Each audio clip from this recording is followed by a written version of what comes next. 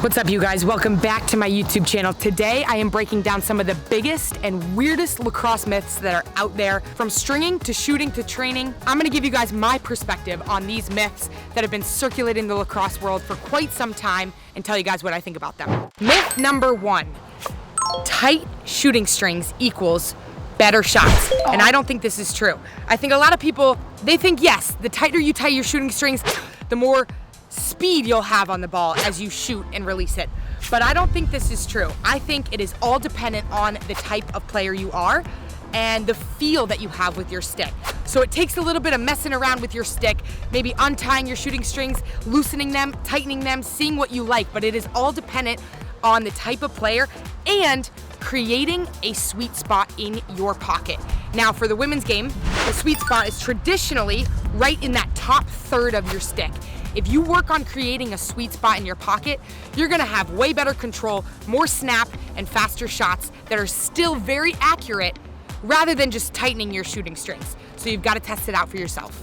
I've got two sticks here, one with completely untied shooting strings, one with tied shooting strings. I'm gonna shoot with both and show you that it's all about the sweet spot. It's all about generating a pocket that works for you. It doesn't necessarily have a direct impact on how fast you shoot or how accurate of a shooter you are.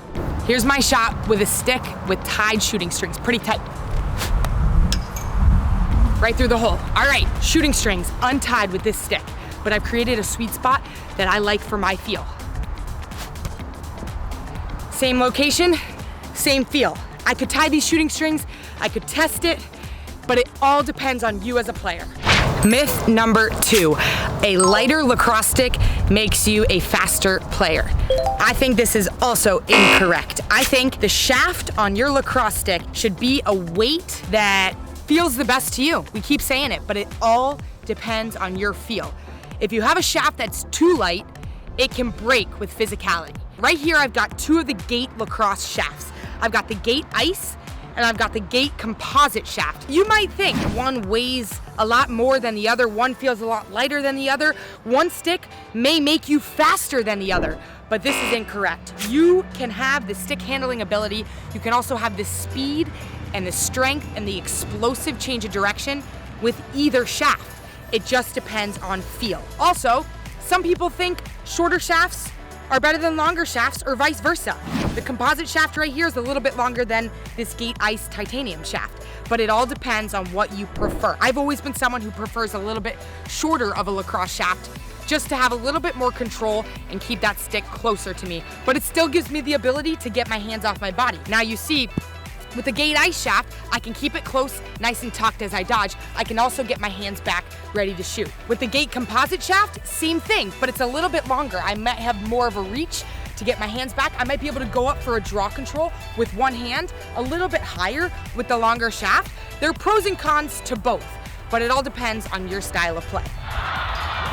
Different weight, same hand speed.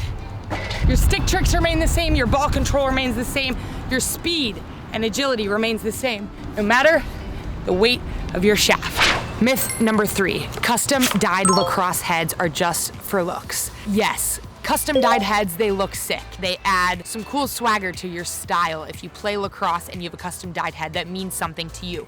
But to me, it allows for more than just the looks. It allows for style and flair, and it allows you to express yourself in your stick.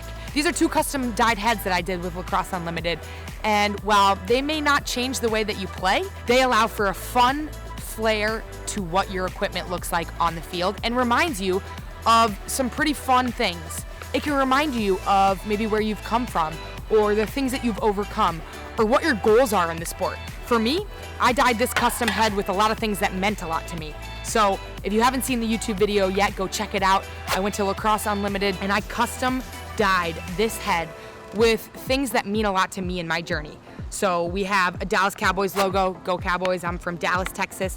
We have the number 8, the number that I currently wear for Team USA and wore at Boston College. We have the Charlotte North Lacrosse logo on here and a number of other things that just mean a lot to me and remind me of how grateful I am for this sport. So yes, a custom dyed head won't change the way that you play on the field, but it may give you a mental edge that you can't replicate otherwise.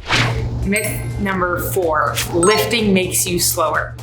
This one's crazy. Lifting, when you do it right, makes you faster, more explosive, stronger. You have quicker change of direction. You just build overall strength. When done right, lifting makes you faster, more explosive, harder change of direction, better balance, better endurance, better longevity.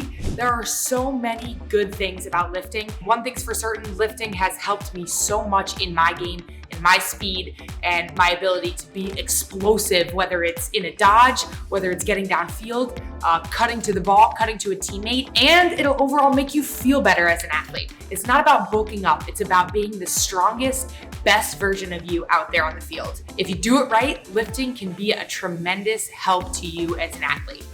Myth number 5, wall ball is all you need to get better at the game of lacrosse. False. Wow, wall ball is super important to the game of lacrosse. It's the foundation of your stick work, your ball handling, your creativity, all your comfort with the stick in your hands, both hands, comes from starting at the wall. But it is not the only thing that you need to work on in the game of lacrosse. There's so much more. As you continue to evolve, you need to work on your dodging, your footwork, your agility, your vision, your passing, your game IQ. All of that comes from out on the field and other types of drills and reps that you can work on. But don't get me wrong, wall ball will always be the foundation to everything in the game of lacrosse because stick work is the most important skill you can have. Myth number 6. In order to work on your accuracy as a shooter, you gotta let go of the speed. Incorrect. If you're able to work on your outside shooting and work on your accuracy at the same time, you become lethal from not just inside, mid-range, but also outside because you are accurate and powerful. Myth number 7.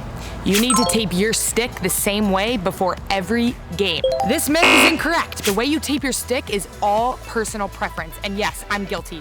I retape my stick before every game. The key to this is all feel. What makes you feel like you have the best control with your stick? For me, it's putting stick tape in 2 different places. I start at the butt end and I tape high enough so that I can grip this one piece of tape with both of my hands. So I'm gonna put this piece of tape all the way to a point where I put my hands as I'm making a pass. That way, I know that my hands aren't gonna slip no matter how I adjust my hands in a game. But again, it's all up to how it feels for you guys. But I do it up until where I am going to make a pass. Now, I add a piece of tape at the very top, not as long. If it's raining, if my hands are sweaty, any variables, I'm ready to go because I like to dodge with my hand at the top of my stick. I like to keep my stick close to me as I dodge and move through defenders. When I'm passing and shooting, I'm dropping my hands here. So that is why I do my stick this way.